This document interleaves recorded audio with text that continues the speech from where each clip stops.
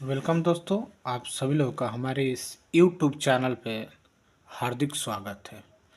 यदि आप भी हमारे इस चैनल पर नए हैं तो हमारे चैनल को सब्सक्राइब कर लीजिए। 10th और 12th कर लिया, पास कर लिया, उसके बाद से क्या पढ़ना पड़ेगा।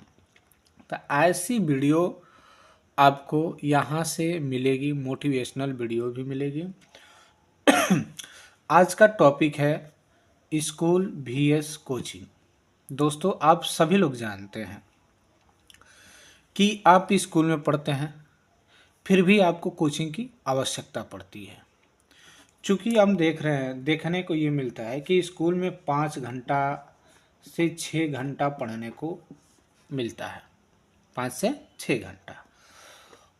तो और ट्यूशन में मात्र 2 घंटा 1.5 घंटा ये मिलता है।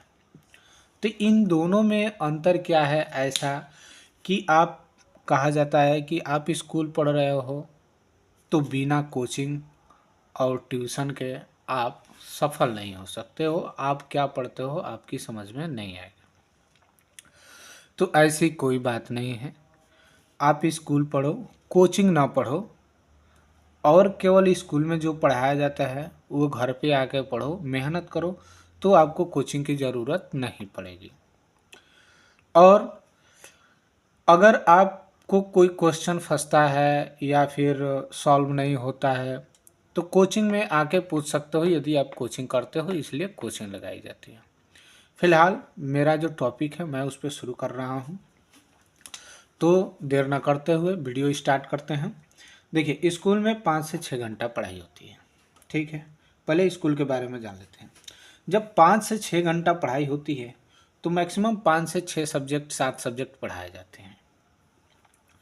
अब स्कूल क्या होता है कि स्कूल में जो बच्चा पढ़ रहा है, कोई भी पढ़ रहा हो, तो स्कूल में अगर पढ़ रहा है तो कोई बाहरी कंपटीशन हो गया, जैसे मान लीजिए कि ये आप छोटे से स्टार्ट करते हैं। जैसे आजकल सबसे ज़्यादा लोग नवोदय की तैयारी करते हैं, CHS की तैयारी करते हैं, विद्या ज्ञान की तैयारी करते हैं, सैनिक स्कूल की तैयारी करते हैं, सैनिक स्कूल। उसके बाद से UPNMM, ये P है, UPNMMS, ठीक है। उसके बाद से मान लीजिए कि प्रतिभा खोज का आता है, प्रतिभा खोज का आता है, और ऐसे प्रकार के कई प्रतियोगी परीक्षाएं की जाती हैं जिसमें आप पास हो जाते हैं तो आपके बच्चों को फ्री शिक्षा दी जाती है, ठीक है। लेकिन इस स्कूल में यदि कोई भी आपका बच्चा किसी भी आपके गांव का प्राइवेट स्कूल हो गया या सरकारी हो गया, हमारे गांव में तो यही देखने को मिलता है ना कि प्राइवेट है या सरकारी है। तो आप यदि गार्जियन हैं, माता पिता हैं या बड़े भाई हैं, आपके घर में कोई पढ़ने वाला है, छोटा बड़ा, तो आप ये बताइए कि यदि प्राइवेट स्कूल में आपका भाई पढ़ता है या सरकारी में पढ़ता है तो क्या वो नवोदय के पेपर दे सकता है और पास हो सकता है? नहीं हो सकता है। CHS का भी नहीं हो सकता है, विद्या ज्ञान का भी नहीं हो सकता है, स्कूल का नहीं हो सकता है, UPNMS का नहीं हो सकता है, प्रतिभा खोज का नहीं हो सकता है, RMS का नहीं हो सकता है, मिलिट्री स्कूल का भी नहीं हो सकता है, मिलिट्री स्कूल। इन सारे स्कूलों में आपके भाई, लड़के, बहन एडमिशन नहीं करा सकते हैं अगर आप स्कूलों में पढ़ाते हैं तो। कारण कारण क्या है कि यहाँ पे आपको एक कंपटीशन की तैयारी कराई जाती है और यहाँ स्कूल में आपको एक बेस पढ़ाया जाता है, बेस पढ़ाया जाता है।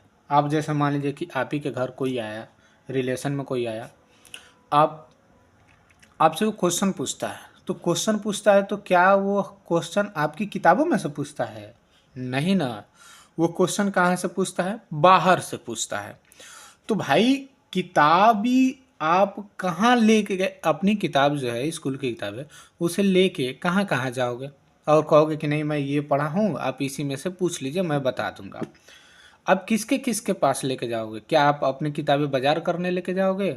नहीं। बाजार में कोई कोई पूछ दिया, कोई क्वेश्चन नहीं आया, तो यही होता है कि अरे भाई तुम क्या पढ़ते हो, क्या पढ़ रहे हो, तुमको आता नहीं है।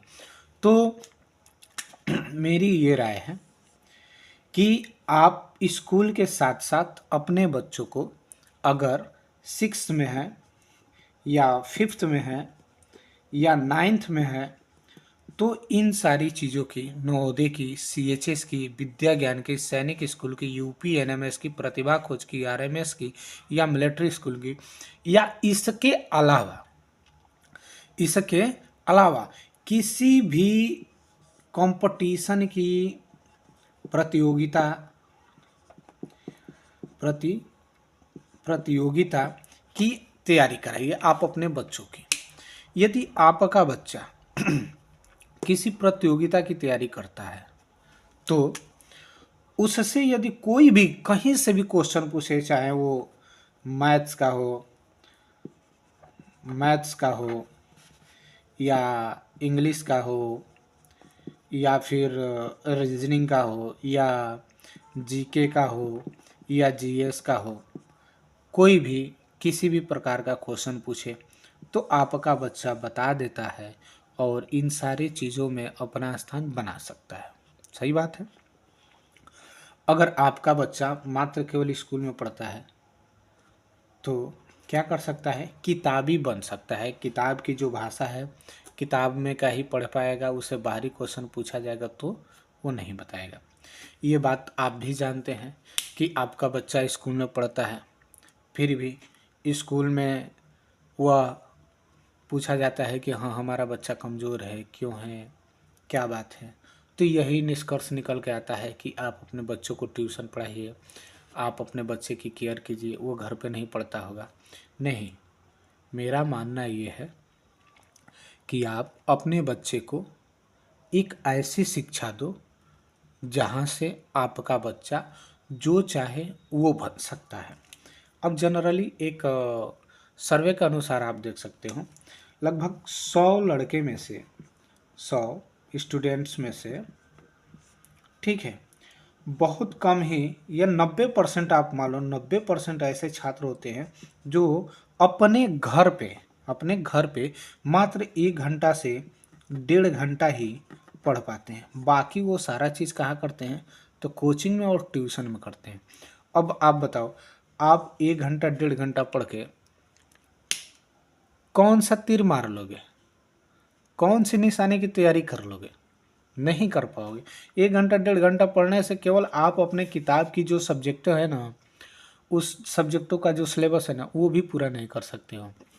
कम से कम आपको अगर किसी चीज़ की तैयारी करनी है, बड़ा लेवल की तैयारी करनी है, तो कम से कम घर पे कम से कम नहीं तो 4 घंटा से लेके, है ना, आप 5 घंटा तक पढ़ो।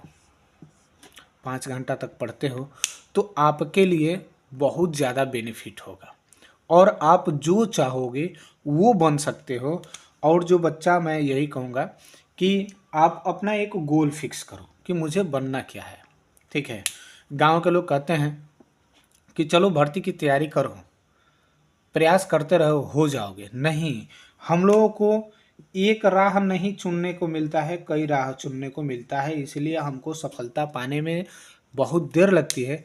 कभी कभी ऐसा होता है कि सफलता मिलती भी नहीं है। तो आप सभी लोग इस वीडियो को अच्छे से देखिए और समझिए कि आप अपने बच्चे को स्कूल में पढ़ा के उसको किस तरफ ले जा रहे हैं और वो कितना कामयाब हो रहा है। कोचिंग में पढ़ा रहे हैं तो आपका बच्चा किस तरफ जा रहा है, वो कितना कामयाब हो रहा है, उसे कितना जानकारी प्राप्त हो रही है। स्कूल के साथ साथ आप अपने बच्चे को कोचिंग का भी ट्यूशन कराइए। बढ़िया कोचिंग, ऐसी कोचिंग जहाँ से वो इन सारी चीज़ों के अलावा किसी भी प्रतियोगी परीक्षाओं का तैयारी कर सके और छोटे मोटे बड़े जो भी हो, प्रतियोगी परीक्षा हो, कंपटीशन हो, एसएससी हो, बैंक हो, रेलवे हो, वो आराम से निकाल सकते हैं। वो कहा जाता है ना कि जिस पेड़ का जड़ मजबूत ना हो तो आंधियों में ढह जाता है। सही बात है। जिस घर का नींव कमज़ोर हो, नींव ना ही हो, तो उसका वो मकान क्या हो जाएगी? ढह ही जाएगी, टूट जाएगी।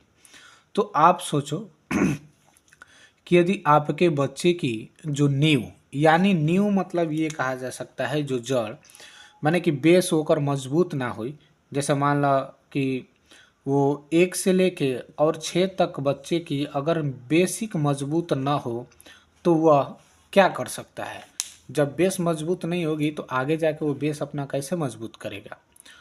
तो आप सभी लोगों को आशा करते हैं कि वीडियो समझ में आ गई होगी और आप हमारे चैनल को सब्सक्राइब कर लो ताकि मैं जो भी वीडियो अपलोड करूँ आपके यहाँ नोटिफिकेशन के ज़रिए पहुँच जाए। धन्यवाद।